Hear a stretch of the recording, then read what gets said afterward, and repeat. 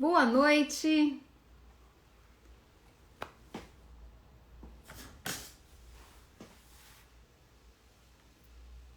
Daqui a pouco a doutora Sandra vai entrar conosco. Vejo que a Lígia já está aqui, doutora Sandra. Estou vendo aqui as pessoas.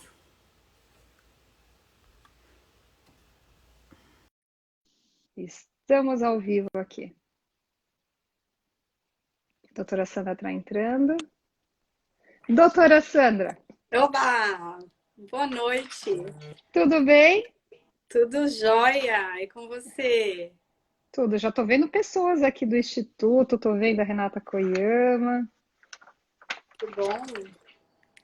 Que A gente bom! entrou uns minutinhos antes para ter certeza que a gente dá conta dos entraves tecnológicos, né, Sandra? Ah, é bom assim, né? Assim fica mais tranquilo. É. Outro dia eu estava aqui e aí deu problema no computador no meio de uma reunião. Eu falei, realmente a gente depende 100% hoje dessa tecnologia toda, né? Não é? É. Totalmente. Totalmente. E hoje é um tema bem interessante, né, Sandra? Um tema novo, pelo menos nós aqui do Instituto, que você trouxe para a gente de forma pioneira. E vamos conversar É. nesses próximos minutos aí. Olha, boa noite de Milão, Melissa. Olha só, temos pessoas de todos os lugares aqui, Sandra, para te prestigiar. Ah, é um assunto que chama, né? Quem já passou por isso sabe, né?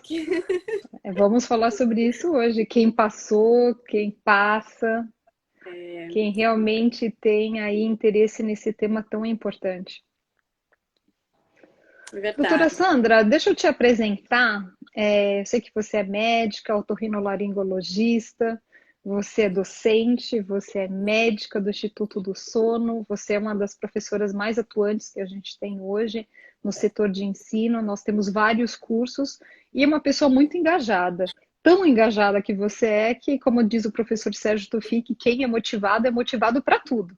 Então, você é médica, você leciona, ainda cria cursos. Então, assim, eu queria que você falasse um pouco desse curso, depois eu quero até retomar a ideia do curso, mas eu queria que você convidasse as pessoas agora, assim, da onde veio essa inspiração do autismo? Esse tema que começou a crescer nos últimos anos. A gente até tem uma dúvida na ciência se o diagnóstico hoje é mais preciso ou se realmente hoje a gente tem mais crianças diagnosticadas dentro desse transtorno do espectro do autismo. Você poderia comentar um pouco sobre isso, por gentileza? Claro. Primeiro eu gostaria de agradecer o convite.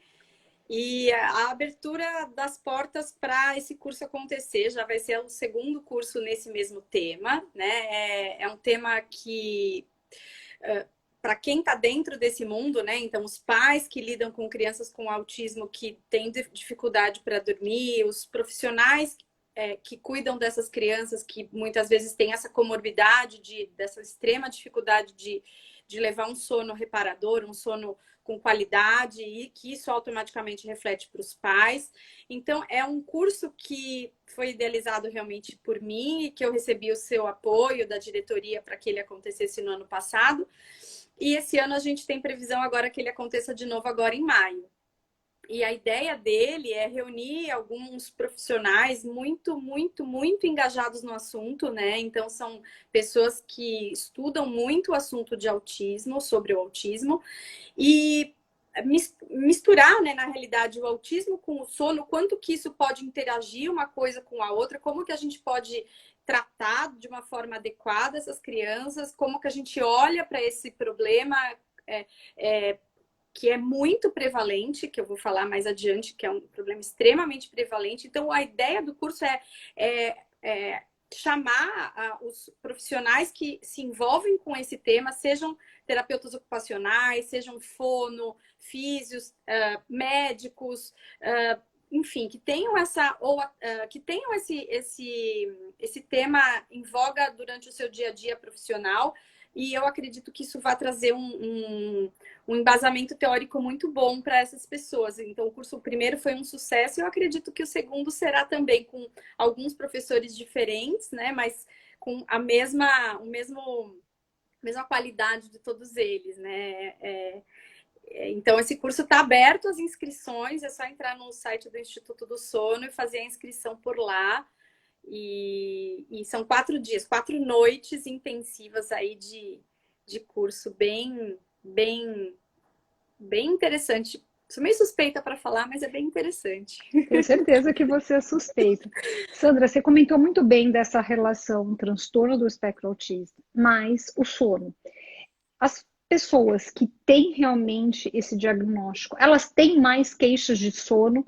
Se sim, quais são essas queixas? E qual é a abordagem? Eu gostei muito que você falou da visão multidisciplinar, que a gente não tem que pensar só no médico fazendo diagnóstico, a gente tem que pensar toda na retaguarda, um fisioterapeuta, um fonoaudiólogo, um psicólogo, um terapeuta ocupacional. Nós temos N profissões que podem se beneficiar muito com essa prevalência aumentada, se de fato isso a gente consegue mostrar. Então, eu queria que você falasse da interface distúrbios de sono nesse grupo de pessoas. Certo. Antes disso, eu vou te responder a pergunta anterior, que eu acho que eu acabei não respondendo, né? O autismo tem um diagnóstico que cada vez mais aparece, né? Então, é uma coisa absurda o quanto que a gente tem visto de diagnóstico de autismo. É 1 para 54 atualmente, então é muito alta a prevalência de transtorno do espectro de autismo, e é um espectro, como o próprio nome diz, né? Ele vai desde o mais leve até o mais acentuado.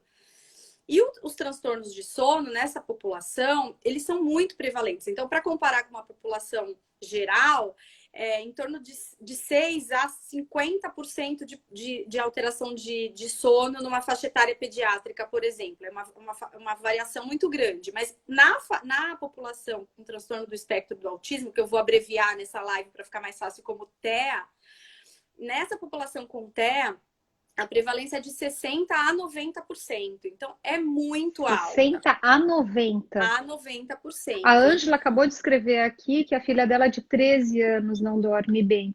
Então, isso acontece independente da idade também? Isso, independentemente da idade, quais são as principais queixas de sono, né? Então, tem as crianças que têm dificuldade para iniciar o sono, então demoram para conseguir iniciar o sono, né?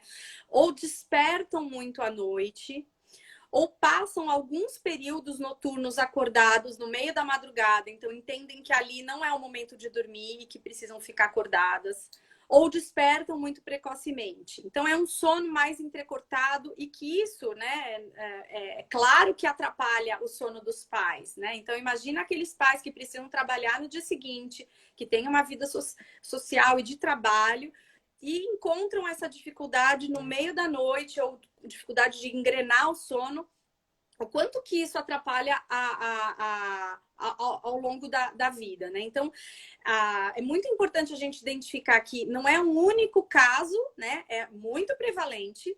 Além de ser muito prevalente, as características dessa dificuldade de sono são várias, né? Não é única.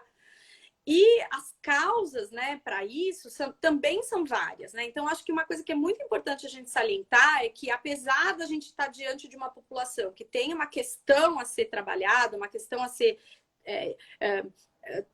tratada, vamos dizer assim, a maior causa do distúrbio de sono nessa população ainda é comportamental.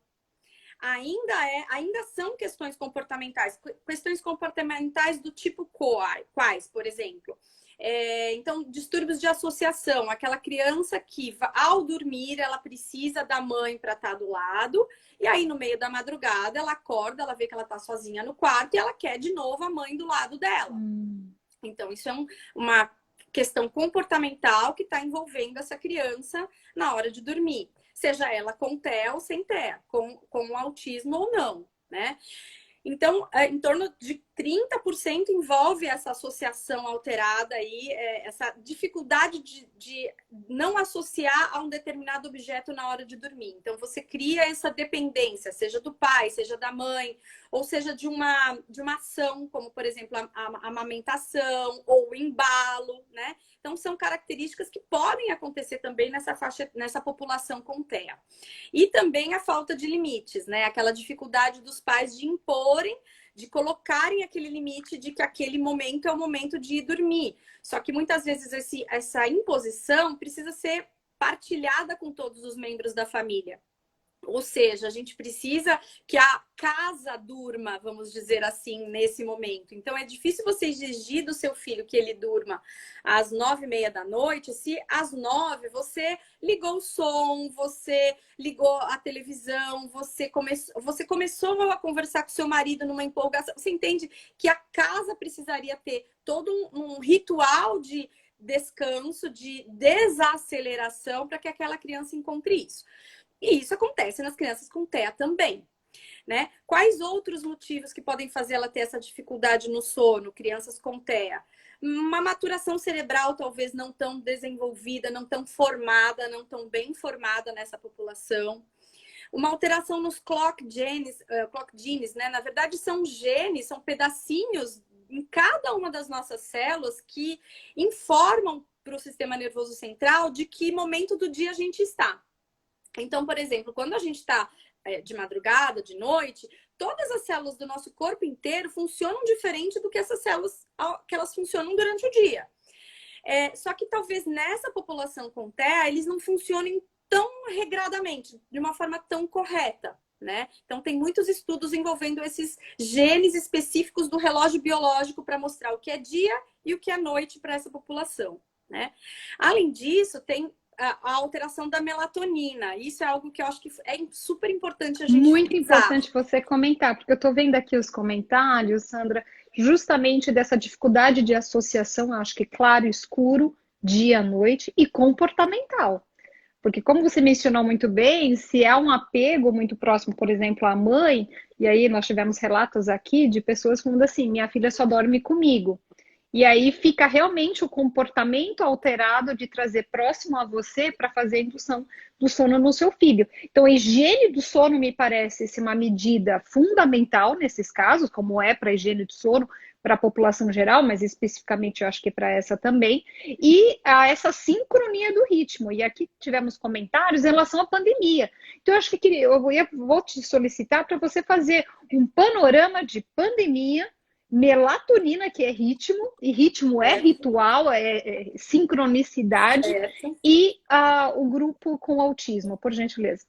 Tá, então eu vou continuar falando da melatonina, né? Então, assim, pensando nas causas, tem a causa comportamental, tem a questão da maturação cerebral, tem a questão dos genes específicos do relógio biológico, e tem essa produção anormal de melatonina. Então, tem vários trabalhos mostrando que parece ter uma produção anormal de melatonina, uma metabolização anormal da melatonina, ou seja, ela é liberada e ela é metabolizada de uma forma diferente.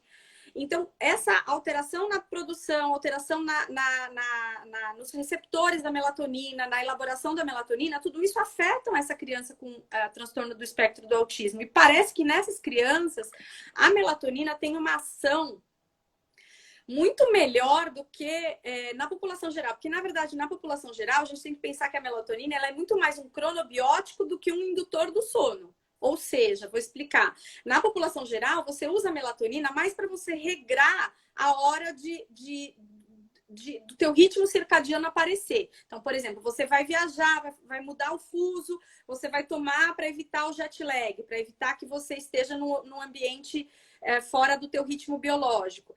Nas crianças com transtorno do espectro do autismo, parece algo que funciona muito melhor, porque eles têm deficiência de melatonina. Essa é a maior parte dos estudos mostram isso. Então, quando você dá melatonina, você consegue, a princípio, induzir um pouco mais o sono, né? Então, nessa população parece que tem um efeito benéfico. Na pandemia, realmente é algo muito desafiador, porque o que acontece já foi desafiador para crianças neurotípicas, né? Então, assim, se a gente for pensar de uma forma geral, aquelas crianças que estavam habituadas a fazer N atividades físicas fora de casa, que estavam habituadas a sair, a voltar, a ter a sua rotina na escola, voltar para casa, ter os pais fora de casa que voltam depois, mudaram radicalmente e tiveram tudo dentro de um apartamento, dentro de uma casa, né? Para uma criança que já tem uma dificuldade, tem uma rigidez de comportamento, tem uma super necessidade de rotina, tem uma necessidade de ter aquilo tudo muito enquadradinho, e você subitamente informar que tudo mudou, que nada mais é daquele jeito, que não tem mais terapia, que não tem mais a escola, que não tem mais a rotina dos pais saírem e voltarem, eles estão ali o tempo todo, mas eles estão ali, mas eles não estão ali a meu dispor, eles estão ali para trabalhar, eles estão ali para limpar a casa, eles estão ali para fazer almoço, para fazer N atividades. Como que eu vou ter meus pais ali perto, mas ao mesmo tempo não me dando a devida atenção? Opa, eu acho que está na hora de eu ter alguns descompassos, de eu ter algumas disrupções, né? Então, é algo que aconteceu muito durante a pandemia, uma piora no comportamento, uma piora nos comportamentos disruptivos, porque mudou toda a rotina. Aquela criança que antes ia para a escola estudar, ela acaba estudando na própria cama, o que é muito prejudicial, né? Então, ela tem um ambiente totalmente diferente do que ela estava habituada. Então, para as crianças com TEA, a pandemia veio para desafiar mais ainda os pais, né? Eu acredito que, assim, os pais mais ainda precisaram dar uma reviravolta por cima e falar, bom, vamos repaginar tudo isso e vamos ver como que a gente consegue sair bem disso tudo. Na literatura, o que a gente vê é um trabalho que me chamou muita atenção, que foi publicado esse ano. Eles estudaram o que aconteceu com essas crianças, e a maior parte delas teve um prejuízo realmente no sono, no desempenho na escola, no desempenho cognitivo, com uma piora de comportamentos disruptivos, tudo. E o que eles mais viram que melhorava essa relação da criança com o sono, a criança com TEA com o sono, era o quanto que os pais conseguiam lidar com aquela situação, o quanto que eles conseguiam ter criatividade para bolar estratégias diferentes, ferramentas diferentes. Quer dizer, os pais que já estavam sobrecarregados com toda essa situação da pandemia, com o trabalho, com o home office, etc., ainda o papel deles ainda foi muito importante para driblar, e aqueles pais que conseguiram melhor se adaptar, melhor ter mais formas de manejar esses comportamentos, criar novas rotinas, criar novas estratégias dentro de casa, foram aqueles que tiveram menos comprometimento com o sono dessas crianças. E aí vira uma bola de neve, né? Porque aquela criança que mais tem problema de sono, por conta da pandemia que seja, é aquela criança que vai mais repercutir no sono dos pais. Os pais vão estar mais exaustos por conta disso. Mais exaustos, menos paciência, menos vontade de lidar com aquela frustração, com aquela crise disruptiva. Então, vira uma bola de neve muito ruim, né? A pandemia, e até inclusive a gente desenvolveu, né, um trabalho junto ao Instituto do Sono, a respeito do quanto que a pandemia poderia estar influenciando essas crianças com TEA. Só que aí a gente fez um braço que a gente estudou as crianças neurotípicas, ou seja, que não tem nenhuma alteração neurológica, as crianças com TEA e as crianças com uma síndrome genética bastante rara, que é a síndrome de Cri-du-Chat. Então, a gente fez 3 grupos e aplicamos questionários nessas crianças, com a ajuda, claro, dos pais, para identificar como que era o sono dessas crianças antes da pandemia e como que ficou o sono dessas crianças durante a pandemia. Esse questionário foi aplicado em julho do ano passado. E alguns dados muito interessantes a gente começou a perceber. Que, primeiro, as crianças com essa síndrome genética rara, elas antes mesmo de ser instituída a pandemia, elas já tinham um sono extremamente fragmentado, entrecortado, com muitos períodos ao longo da noite acordados.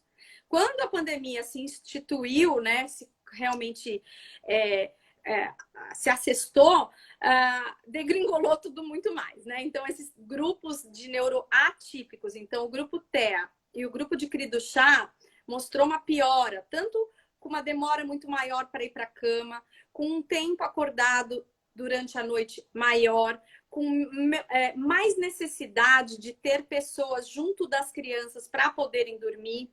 Então, o grupo de o grupo de TEA e o grupo de CRI do chá precisavam 2 vezes mais da mãe ou do pai junto na hora de dormir do que as crianças neurotípicas. Então, isso chamou muito a nossa atenção, porque, que eu saiba, na literatura ainda não tinha muita publicação pré-pandemia nessa população específica de CRI do chá, e durante a pandemia também ainda não tem muita coisa publicada por conta do tempo ainda que a gente não tem muita experiência com isso. Mas realmente eu só tenho a agradecer essas famílias todas que eu estou vendo que algumas estão escrevendo, que por conta dessas famílias que realmente responderam esses questionários online, foi possível a gente ter esse dado, que vai ser publicado em breve, se Deus quiser, mostrando o quanto que essas crianças sofreram na pandemia com essa mudança de rotina. E aí, assim, o que a gente pode fazer para isso, para tentar ajudar? Tentar fazer uma nova rotina, criar uma nova rotina do que é possível. Então, não existe uma regra, não existe uma receita engessada do que deva ser essa nova rotina, mas o importante é ter uma nova rotina. Seja ela diferente, totalmente inusitada, mas ela precisa ser instituída, porque quanto mais essas crianças com TEA têm uma rotina estabelecida, firmada, organizada, muitas vezes a necessidade disso ser até visual. Então, fazer algo escrito, olha, a gente vai ter isso agora, depois a gente vai ter isso, depois a gente vai ter isso. Isso inclui momentos de final de semana, tudo, porque realmente quando as coisas funcionam sequencialmente, eles se organizam, eles entendem o que vai ter depois, que ainda não é hora, mas que agora vai ter. E o sono funciona dessa forma também, né? Então, se a gente imaginar que o sono faz parte das nossas 24 horas, se a gente sinalizar 2 segundos antes para a criança que agora é a hora dela dormir, ela pode muito bem se rebelar e falar, não quero dormir, ou não ser verbal, ser um TEA não verbal, e aí, por ser não verbal, ele tem uma crise porque ele não sabe expressar que ele não quer ir dormir, né? Então, a busca é que a gente consiga identificar, mesmo naquelas crianças não verbais, o que elas estão querendo dizer, né? Para isso acontecer, a gente precisa muitas vezes antecipar os comportamentos delas, né? Então, o que eu sugeriria para as crianças, para os pais das crianças com TEA? Vamos tentar estipular uma rotina também para o sono, né? Então, se você está querendo que a sua criança vá dormir às 10, vamos pensar de às 8, você já mostrar visualmente para ela qual é a sequência. Vai ser o banho, depois vai ser uma leitura, depois você vai jantar, depois você vai ler um livro com a mamãe. Mas eu tenho o costume de ver televisão antes de dormir. Sabe, tem horas que às vezes as pessoas chegam e falam isso para mim, mães de crianças com TEA, é errado, mas eu acho que a gente tem que entender a logística daquela família e entender que se aquilo faz parte e aquilo está funcionando, mantenha na rotina.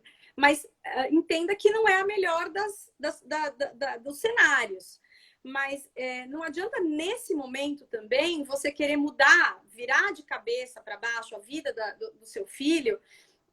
Isso pode trazer até mais malefício, né? Então, acho que assim, a sequência da rotina é muito importante a gente fazer para essas famílias, sabe? E a família seguir esse mesmo comportamento, né? Porque não adianta o irmão mais velho estar numa baita conversa super empolgada, com música alta, e o outro querendo ir deitar. Não vai funcionar, né? Não vai funcionar. Então, às vezes, a aceleração dos pais é refletida nas crianças, né? Aquela ansiedade dos pais. E isso funciona para TEA e para não TEA, né? Então, quem é TEA, acima de tudo, é uma criança. É uma criança como qualquer outra, né?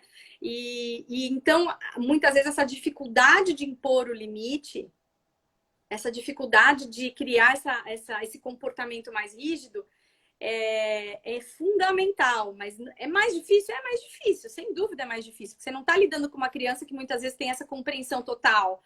Muitas vezes é uma criança que não responde para você verbalmente, mas ela tem N outros métodos de te responder da mesma forma, não da mesma forma, mas que você consiga entender, né? Então, assim, isso eu acho que é super importante. Sandra, eu vi que você fez um panorama muito interessante. Eu acho que você passeou por um ciclo vicioso que a pandemia só agravou, que é pais que já estão estressados pela condição de estar em casa. Transborda o número de atividades que foram colocadas sobre o homem, sobre a mulher, sobre duas mulheres, sobre dois homens. Seja atividade doméstica, seja a terapia que não foi mais feita, a escola foi mencionada aqui, né? As crianças não gostam da aula online. Eles adoravam ficar no celular e no tablet, mas desde que não fosse a aula. As crianças reclamavam da escola, mas na ausência da escola, quantas pessoas já não me falaram? Meu filho pede para ir para a escola. E agora ficou tudo trancado dentro de casa. Foi mencionado aqui também quanto que a falta de sono atrapalha o aprendizado. De fato, a gente tem inúmeras evidências na ciência que um sono, isso vale para criança com TEA, sem TEA, e vale para adultos. Um sono não consolidado, a gente sabe que é problemas de memória, de atenção, concentração.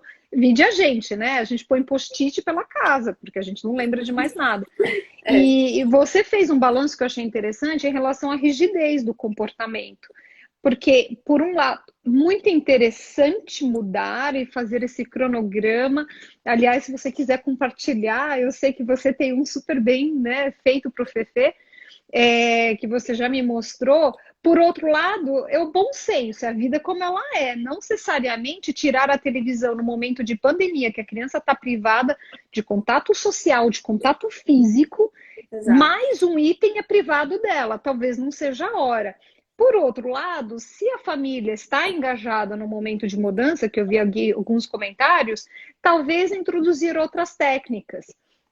E aí eu queria até convidar vocês, que a doutora Sandra, ela fez um gibi da Dona Ciência com o tema, né? Então, assim, esse espectro todo, eu acho que é fundamental, de repente, pegar uma coleção de gibis da Dona Ciência, que eu estou aqui fazendo autopropaganda, né? Que é uma dos meus grandes sonhos realizados. Eu agradeço a FIP, Instituto Sono, pelo apoio, você, por ser uma parceira nesse tema. Mas, assim, uma leitura, um banho morno, uma atividade mais amena do que de a gente ter uma casa acelerada, como você mencionou bem, um jogando videogame, os pais ouvindo televisão, e a criança, de repente, ela não tem sinalização prévia.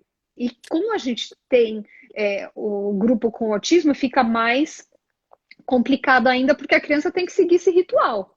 Se para uma criança neurotípica isso é difícil, imagina numa situação, né, mais complicada. Foi perguntado aqui, Sandra, para você falar um pouco sobre os adultos. A gente tem falado muito das crianças.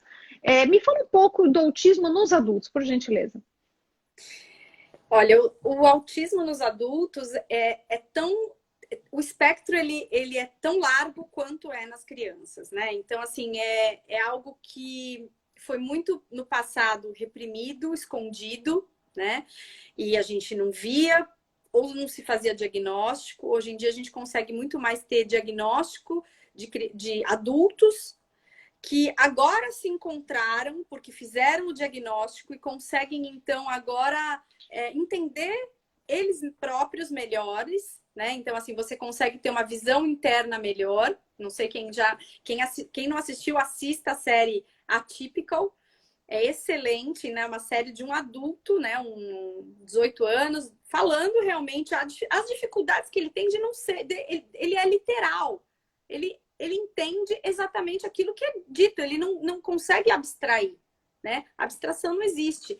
Então, assim, a sociedade, cada vez mais, eu acredito que vai conseguir entender um pouco melhor essa população e abrir portas para eles, né? Porque eles têm, muitas vezes, um absurdo conhecimento em determinados pontos, em determinadas... Então, dá para colocá-los no mercado de trabalho tranquilamente, né? Só que nem sempre isso é bem visto, ainda falta muita empatia, né, nessa população. E muitos ainda, falando mais da parte de sono, continuam tendo problemas de sono, assim como na infância eles podem manter essas queixas de transtornos de sono. E como para qualquer população, se você, como você bem disse, se você não dorme bem, não tem como você ter uma vida saudável, um aprendizado adequado. Para uma criança que com TEA, ou com uma síndrome genética, ou com alguma alteração que necessita de uma interferência, de uma intervenção mais direcionada, isso ainda é mais positivo, ainda é mais importante, né? Se você tem uma pessoa que dormiu mal, você acha que ela vai responder bem numa terapia? Você acha que ela vai responder o seu melhor? Né? Ela vai dar o melhor? Não vai dar o melhor. Ela tá com sono, ela tá cansada, ela tá muitas vezes sem foco, sem atenção, sem capacidade de consolidar a memória adequada, né? Então, a parte do sono, dentro de todas as comorbidades que essas pessoas podem ter, é extremamente importante. Não é puxar a sardinha para o nosso lado, né? Eu acho que é algo que realmente os médicos precisam estar atentos, né? Não adianta, que nem eu acredito que fazer terapias, fazer atividades muito cedo para crianças que têm o hábito de serem mais vespertinas, não vai fazer direito, vai fazer mal feito, né? Não tem a resposta é ruim, né? Então, mas é algo que precisa estar em alinhamento com a família toda. Então, acho que a segunda mensagem, né, é você entender que não adianta você exigir do seu filho que ele tenha um comportamento mais adequado sem mudar o seu. Né? Acho que essa mensagem diz tudo, né, Sandra? Você falou que a gente está puxando aqui todo o tapete para o nosso lado, mas sono é 1/3 das nossas vidas. E esse 1/3 que confere equilíbrio. Então, assim, eu estava aqui, né, com a dona Ciência, a importância do sono. Tanto eu acho que a ideia é mostrar desde as primeiras idades como é importante esse ritmo, respeitar esse ritmo. Você falou muito bem, uma criança que tende a ser vespertina, colocar ela em qualquer atividade às 7 horas da manhã não funciona. E na idade mais para frente também, isso vai ficar bem mais exacerbado. Por outro lado, a gente tem que ter uma dinâmica muito bem controlada. E a hora que você falou, né, dessa gama toda de distúrbios de sono, assim, melatonina você mencionou muito bem em relação a uma das medidas terapêuticas, mas eu queria que você falasse um pouquinho mais das intervenções, especialmente no grupo com autismo. Que intervenções que a família pode fazer neste momento de pandemia? Tem vários relatos aqui, aliás, muito obrigada por todos que participaram do questionário dessa pesquisa. Eu acho que essa pesquisa ela é inovadora, ela abre portas para a gente conhecer mais esse universo, mas o que a gente pode fazer de fato na pandemia para intervir e melhorar o sono das crianças? Eu acho que a resposta ela não é muito diferente para as crianças com TEA e para as crianças sem TEA. Tá? Eu acho que a gente precisa entender que essas crianças, elas de alguma forma precisam de rotina. Essa rotina precisa ser individualizada de família para família, né? O comportamento que você quer do seu filho, você precisa mostrar a partir do seu. Vou dar um exemplo disso. Então, você quer que o seu filho vá dormir às 10, tá? Todo dia. Aí na segunda você conseguiu, na terça você conseguiu, na quarta você pediu e ele... Não vou, não quero. E você fala, quer saber? Tá bom, então tá bom. Então, hoje eu vou deixar, vai. Hoje, então, depois de ele insistir muito, você deixou ele dormir às 11. Quanto mais você deixar ele insistir e aí você ceder, você fez muito errado, né? Porque ele vai entender que, bom, não quer dizer que se eu insistir muito, a minha mãe vai deixar. Então, essa consistência de resposta, né? Essa forma de você ser regrado, de você ter começo, meio e fim, de você falar não, é não até o final, mas não é fácil, eu não vou dizer que isso é... Se fosse fácil, né, não é algo que é tão debatido. É difícil, realmente, porque tem crises, tem crianças que batem, tem crianças que agridem, então não é simples assim. Você precisa ser uma Buda, né, para não perder a paciência muitas vezes, né? E a privação de sono nos pais, né, a gente sabe, também tira a paciência. A privação de sono dá irritabilidade, oscilação de humor. Então, você já tem um pai e uma mãe ali em casa sofrendo com toda a situação de pandemia. Entes queridos falecendo, né? Infelizmente, o Brasil, palco triste dessa situação calamitosa do número de mortes por Covid-19, preocupado, situação financeira, quer dizer, quantos não perderam emprego também, e ainda uma criança que exige muito, e você tem razão, é como sem autismo, porque a partir do momento que a criança não sai de casa mais para ir para a aula, ela se sente um direito, em vez de dormir às 10, dormir às 11. Exato. E ela vai negociar isso com os pais. E se os pais realmente não tiverem essa firmeza de comportamento, que eu concordo com você, dificílimo, por N razões, porque você está esgotada e às vezes é mais fácil ceder para não ter a briga. E assim, Mas só que essa disciplina é fundamental, né? e assim, a frase é quem manda na casa, né? Quem que tem que mandar, né? Não pode ser a criança, né? Tenha ela o que ela tiver. A criança não pode ser. Agora, quem precisa ter o autocontrole, quem precisa ter a regra, quem precisa impor as situações são os pais. Só que para as crianças com TEA não é fácil eles entenderem, olha, depois eu deixo, daqui a pouco a gente vai. É muito abstrato. Daqui a pouco quando? Depois quando? Né? Então, vira e mexe, me vejo falando, Fê, vamos pensar no hoje. Aí ele repete, hoje é hoje, amanhã é amanhã. Porque ele já tá cansado de me ouvir falar isso, entendeu? Vamos pensar no hoje. Amanhã, a gente pensa amanhã. Vamos focar no que a gente tem para fazer hoje. Né? E visualmente, falar, ó, agora a gente vai fazer isso, depois a gente vai fazer aquilo, o depois tá aqui. Em alguns casos, a gente pode até colocar cronômetro. Quando que vai mudar de atividade? Vai mudar de atividade quando apitar o reloginho. Quando Essa é uma boa relógio... dica. Realmente é algo palpável, objetivo, que Exato. realmente fica mais fácil, acho que, para a criança associar. Exato. Então, em alguns casos, é assim que pode ser feito.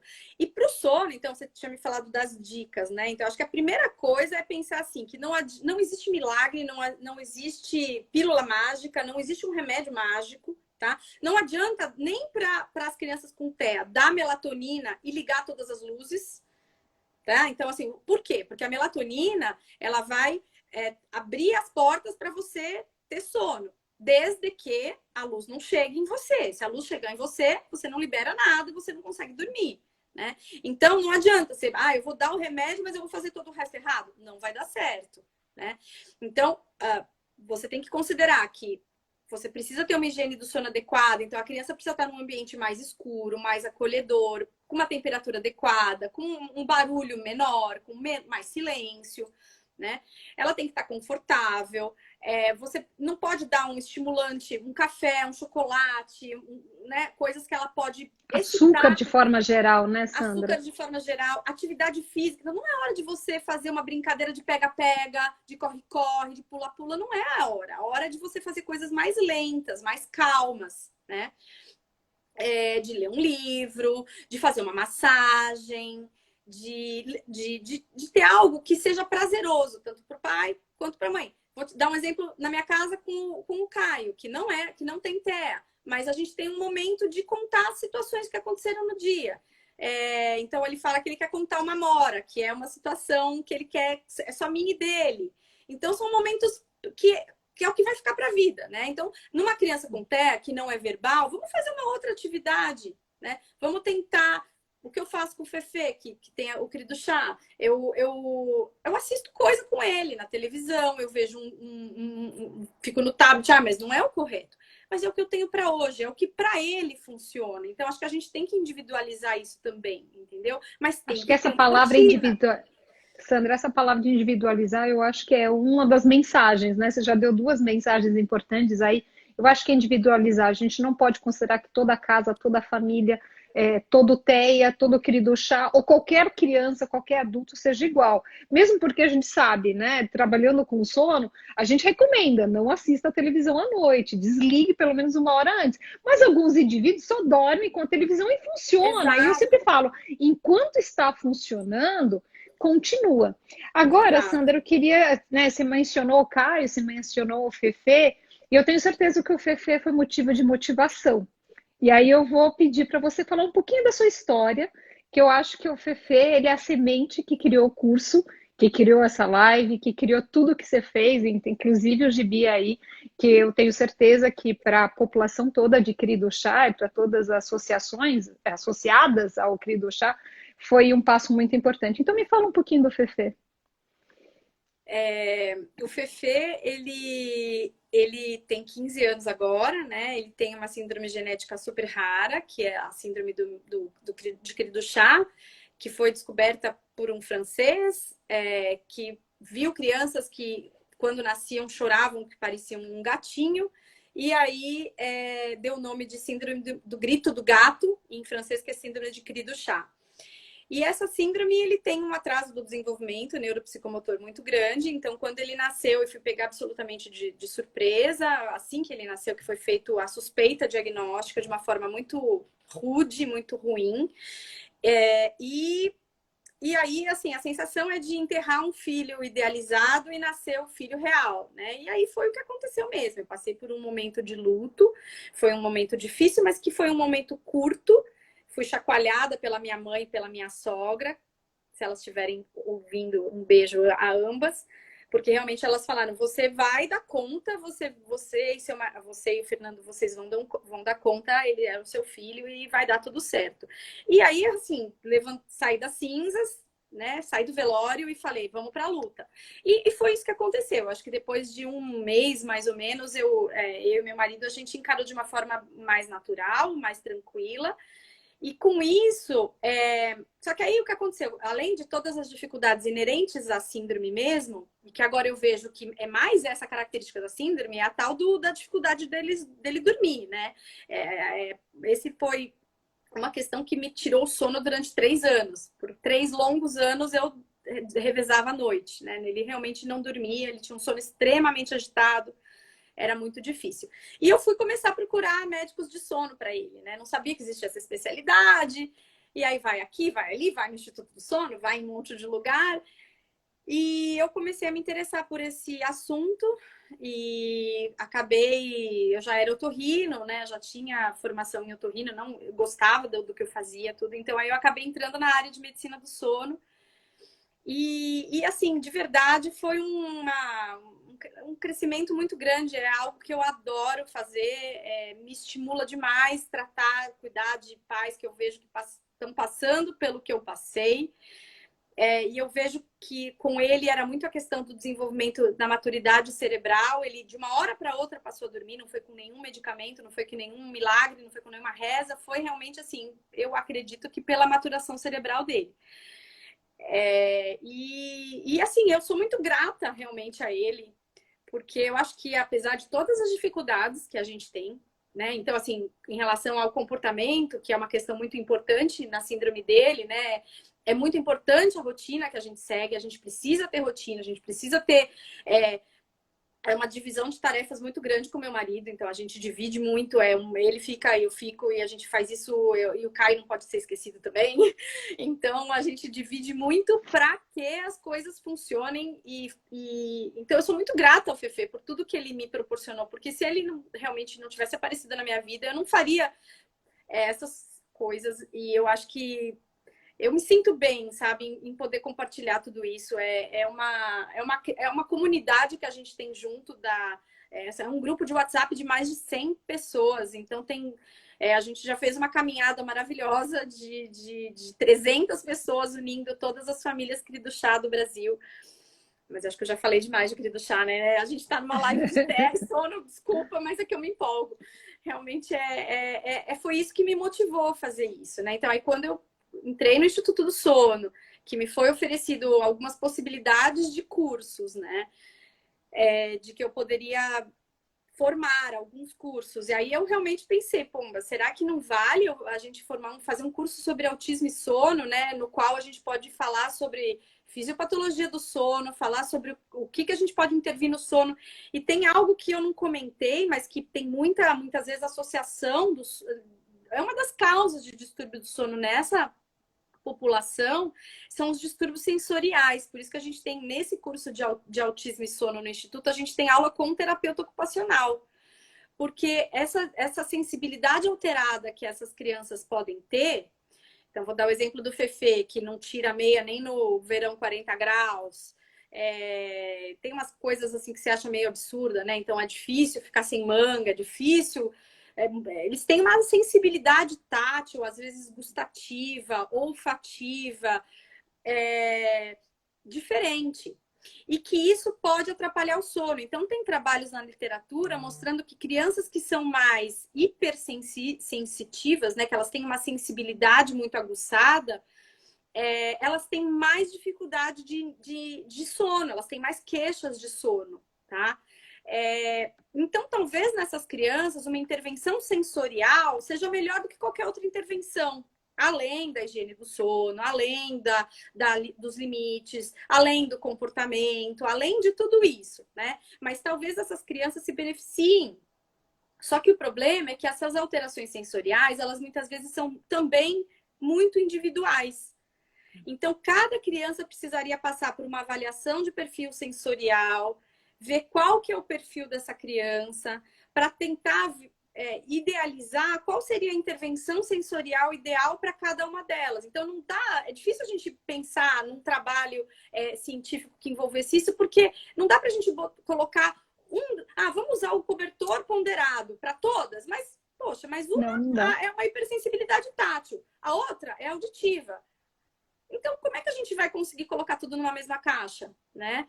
Mas isso deve ser pensado. Então, muitas crianças com TEA, elas podem se beneficiar com intervenção sensorial, que é feito por terapeuta ocupacional. E é engraçado que quando a gente entra nesse mundo, a gente passa a valorizar muito essas especialidades em paralelo, sabe? Não é só médico. Não adianta, médico não faz nada sozinho, né? A gente precisa da fono, a gente precisa da fisa, a gente precisa do terapeuta ocupacional.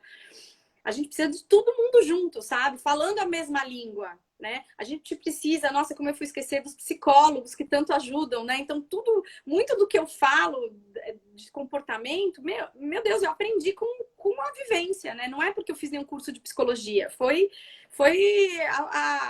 levando nas costas, né? Então, assim, eu acho que realmente essa multidisciplinaridade que a gente tem no curso de autismo e sono ajuda a criança a se tratar, né? Então, se você só pensar, não, eu vou dar um remédio, eu vou tratar com tal remédio que o remédio vai resolver, você está perdendo muito espaço, né? Então, o fato de você envolver uma terapeuta ocupacional, de você envolver uma intervenção sensorial, de repente, colocar uma musiquinha baixa, de repente, para a criança dormir, ou escurecer mais o quarto, colocar um blackout na parede, na janela, né? Ou, de repente, pensar num pijama que abrace mais a criança, que ela se sinta mais acolhida, né? E óbvio que você sempre tem que pensar, né? Não é porque é mais comum os problemas comportamentais na criança com TEA que você vai pensar que tudo é comportamental. A gente tem que pensar muito que pode não ser comportamental. Então, a gente precisa excluir outras causas. Então, de repente, é necessário um eletroencefalograma para ver se ele tem alguma questão, uma descarga anormal elétrica que está sendo exclusiva no sono, né? Então, a gente tem, inclusive, nesse curso, uma neurofisiologista que fala sobre eletroencefalograma. Então, acho que é um conjunto de... Precisa ter uma pessoa que olhe para tudo isso, né? Que não seja algo tão bobinho, é igual a todo mundo, né? Não dá para você colocar nome sem coisas que você não conhece. A gente precisa nomear tudo muito bem. E certamente o sono, sem sono, os pais ficam exaustos.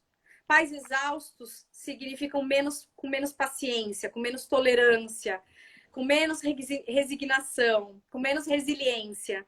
E é o que menos as crianças com TEA precisam, pais dessa forma. Eles precisam de pais motivados, animados, vendo o copo menos vazio e mais cheio, né? Só que para você ter tudo isso, você precisa dormir. Né? Os pais precisam... E dormir bem, né, Sandra? E dormir bem. Então, se você não tem sono bom, você não vai conseguir, né? Você falou do curso, Sandra, o que eu gostei, você falou da multidisciplinaridade. E há várias perguntas aqui. Quem pode fazer esse curso? Quem deve fazer esse curso? Tem vários interessados aqui. Então, qual é o público-alvo do curso que você elaborou? São profissionais da saúde, né? Eu acho que não precisa, um dentista pode fazer o curso, um terapeuta pode fazer o curso, um psicólogo, um fono, um físio, um TO. É quem lida com criança com autismo, sabe? Até um educador físico, né? Quantas mães não pegam um educador físico para fazer uma educação física nessa criança, né? Ao longo da vida. Então, é aquela pessoa que tem interesse em cuidar de uma criança que tenha transtorno do espectro do autismo, de uma forma multidisciplinar, né? Não é um enfoque exclusivamente médico. Eu ainda acho que cabe depois a gente pensar num curso que focasse nos pais, que focasse... Eu ia te né? falar isso, porque tem tantos pais aqui falando há 5 anos eu não durmo, há 3 anos eu não durmo, e você menciona o teu relato pessoal. Eu acho que vale sim um outro formato exclusivo para os pais, lógico, profissionais da área de saúde são muito bem-vindos, mas assim, que os pais possam fazer o seu depoimento, e como você mencionou muito bem, individualizado. Tem criança que dorme com luz, tem criança que não dorme com luz, mas o que a gente deve fazer para melhorar? E certamente é apagar a luz. Quer dizer, que esses pais tenham mais orientações. Então, Isso. vale aí a ressalva da Sandra, que esse curso é para todos, profissionais da área de saúde, não é exclusivo para médicos. E, Sandra, o que eu gostei também do formato que você fez, que é à noite, que eu acho que este horário, a hora que as pessoas estão um pouco mais tranquilas, o home office, de alguma forma, já foi resolvido na sua maior parte. Quem está em trabalho presencial deu tempo de chegar em casa e aí fazer esse curso. Então, repete para mim o horário do curso, quando ele começa, para os interessados aqui, por favor. O horário do curso é das 19 às 21, a gente mudou nesse último, né? Acho que a gente Sim. deu uma encurtada um pouquinho nesse curso. A gente deixou 4 noites seguidas consecutivas, tá? São 3 aulas por dia, tá? Então é das 18 às 21. Na verdade, a gente encurtou um pouquinho. Antes era das 18 às 22. Agora a gente colocou das 18 às 21, com aulas de professores, tanto eu dou aula, vai ter a Raquel, vai ter o Gustavo, vai ter a Carol Ladeira. Eu tenho receio de falar tudo e esquecer uma e você Isso. a Mas vilã da eu tenho história. certeza que você escolheu os melhores, né? Não, e a Letícia Sócia, tem várias pessoas que são assim, que vivem nesse mundo do autismo, não necessariamente no mundo do sono, mas no mundo do sono eu, Gustavo, o pessoal do Instituto do Sono vai falar. Então, é mesmo para a gente ter essa divisão, vai ser agora, no dia 17 de maio, que começa. Então, a gente tá com as inscrições abertas.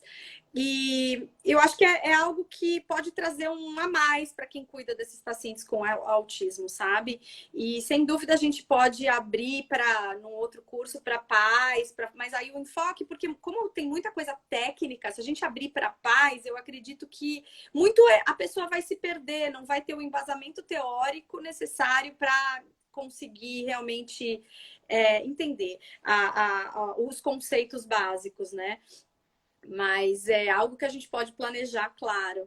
Vamos Né? planejar sim, Sandra. Eu tô vendo aqui, ó, a Putira falou que vai fazer o curso de novo, sinal que a versão 1 foi muito boa, então a versão 2 vai ser ainda melhor, né? E assim, a Catarina escreveu aqui, né, que ela já atendeu o Querido Chá, interessada justamente para atender, e aí tem outro grupo aqui da odontologia, também muito receptivo a como aprofundar os conhecimentos nesse grupo, né, com autismo e aí dentro do espectro, tantas outras crianças.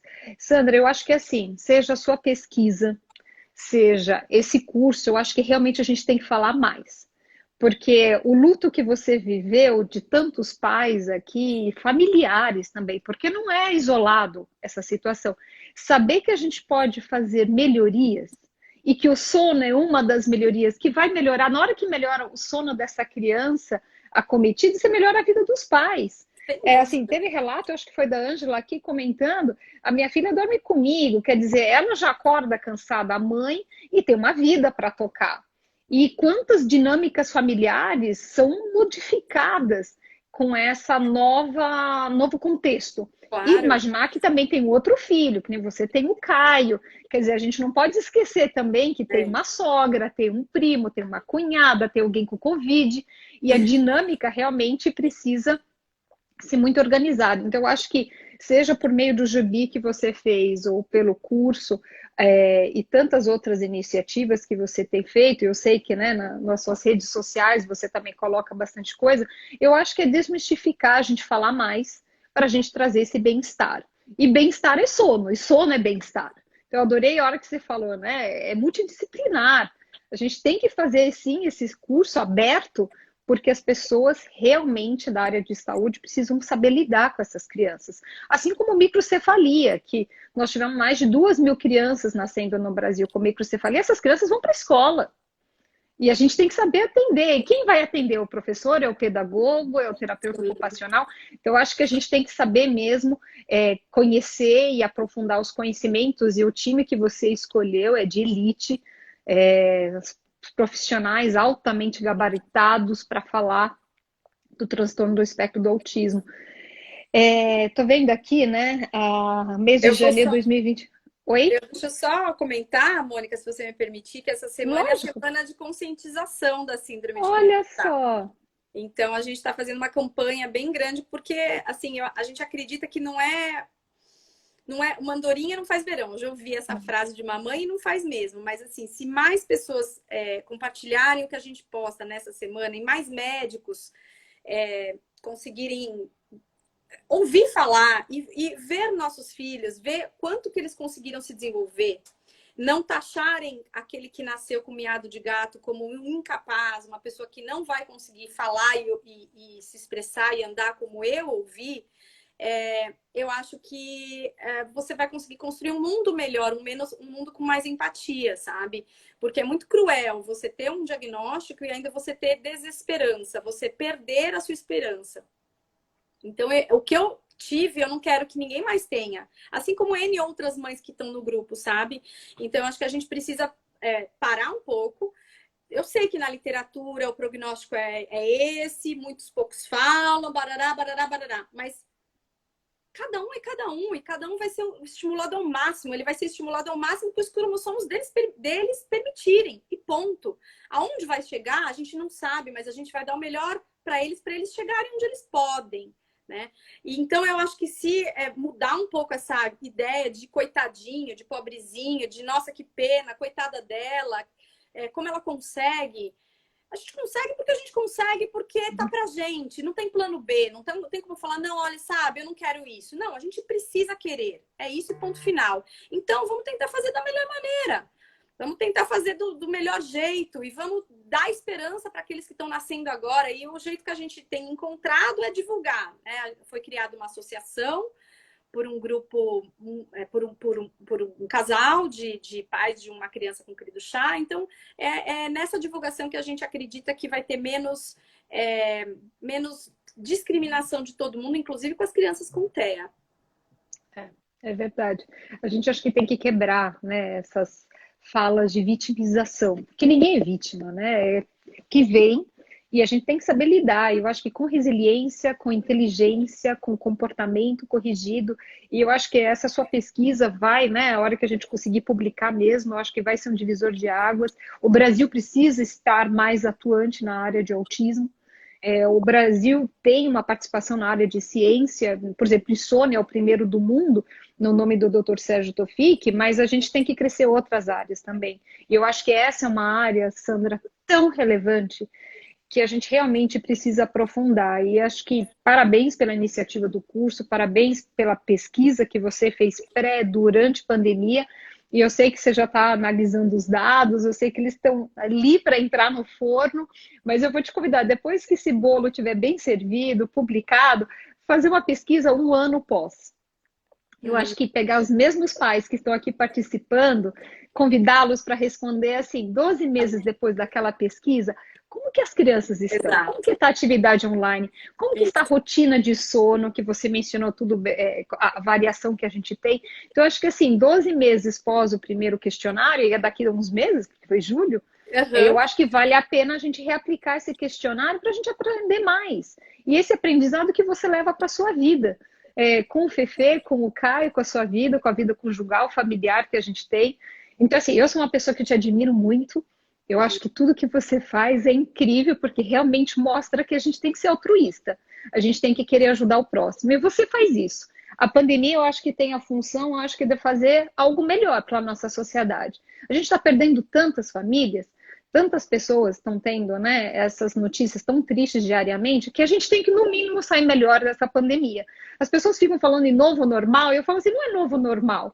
as pessoas têm que voltar melhores para a sociedade. A gente tem que deixar mesmo o egoísmo de lado, a gente tem que crescer mais. E eu acho que crescer mais, se a gente puder ajudar essa população, eu acho muito especial. E você tem feito isso. Então, os louros são todos seus. O Instituto está de braços abertos para apoiar todas as iniciativas, não é só da doutora Sandra, eu vi várias pessoas aqui do Instituto.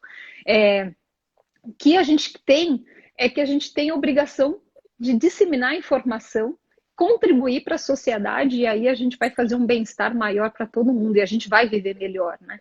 Então, assim, para suas palavras finais, Sandra, para a gente encerrar essa live, que tem participação de várias pessoas, vários elogios para você. Então, assim, só posso te parabenizar mesmo, te agradecer por tudo que você tem feito nesses nossos passos juntos, né? Que cada vez a gente está mais próximas. Então, assim, palavras finais de doutora Sandra, mãe de Fefe, mãe de Caio, médica e professora.